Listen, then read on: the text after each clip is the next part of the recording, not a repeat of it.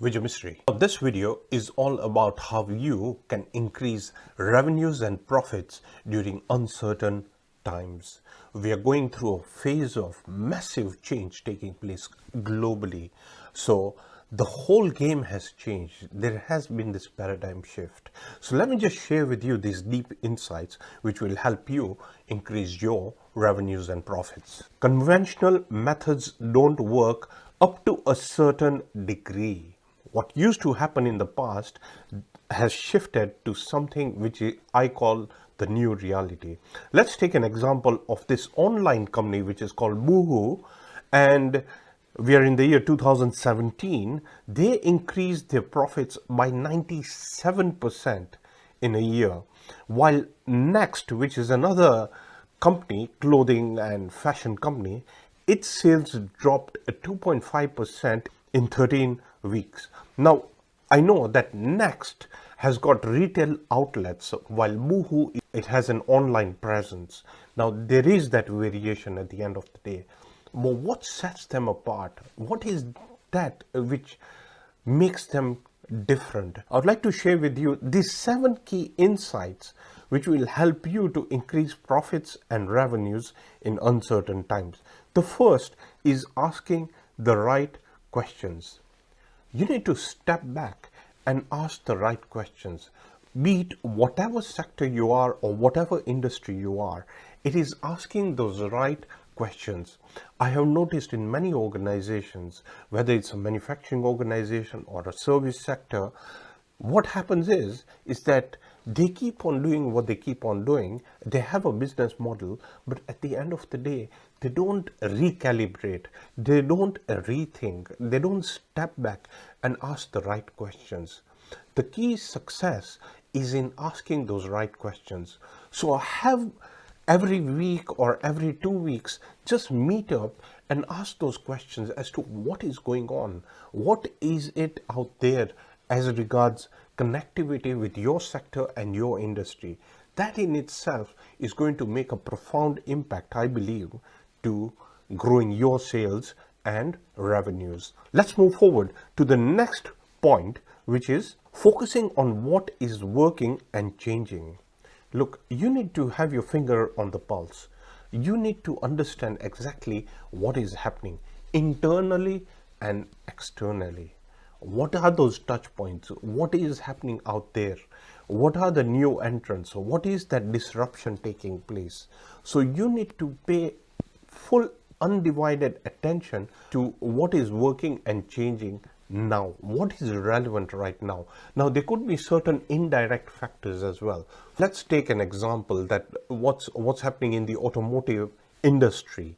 As you and I know that with this new influx of electric cars coming in, there's going to be a huge shift to what the conventional method of manufacturing has been as far as the automobiles are concerned, as far as the cars, vans, and that is concerned. There's this new wave taking place. So you need to find out exactly what is changing in your industry, what is changing in your sector.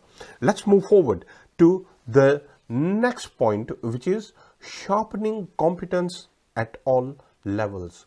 Now look, competence is evolving as well. It's not only sharpening what you already know, but for example, if you have this insight on financial competence, your skills on financial competence, financial literacy at executive board level, managerial level, that's fine. But at the end of the day, we now come to a scenario where you need to pick signals. You need to find out exactly what is correlating, what is connecting, what is happening as far as the linkage is concerned for short term, medium term, and long term. So it's very important to find those impact points which is going to help you grow your revenues and profits. So not only that, you then need to shift into this new competency level of having this skill set of what's happening in the digital world, because e-commerce is playing a pivotal role in the growth globally. We are in an economy, a global economy of over $80 trillion globally. So what does that mean? That means that we need to find out exactly what's shifting, what is happening, what consumer behaviors are changing, and how is that going to have an impact to the growth in your revenues and profits. Moving forward, simplify and clarify. In other words, you need to come up with the simple mechanisms and components which are working in your organization. Don't go into too much complexity. Again, taking the automobile industries as such, you note that with the electric cars coming in, they are lesser components than what they were in the past in diesel and petrol engines. So at the end of the day, it's about clarifying, decluttering, finding out exactly how to simplify the whole model. And there are ways. There's one method I can share with you, and that is having a system-based approach. Come up with some sort of a system-based approach. Whatever your intentions are, drive towards those system-based approach, ensuring there are those feedback mechanisms in place. So you need to make sure that you come up with that simplicity and clarity to grow your revenues and profits. Let's move forward. IT. Now, IT is shifting everything. It's shifting the game for many organizations. And what you really need to do is you need to capitalize and find out exactly how you can use and exploit IT to its maximum utility. For example, capital expenditure is now shifting into operating expenditure. And an example I would give you is, in the past, people used to buy these software packages.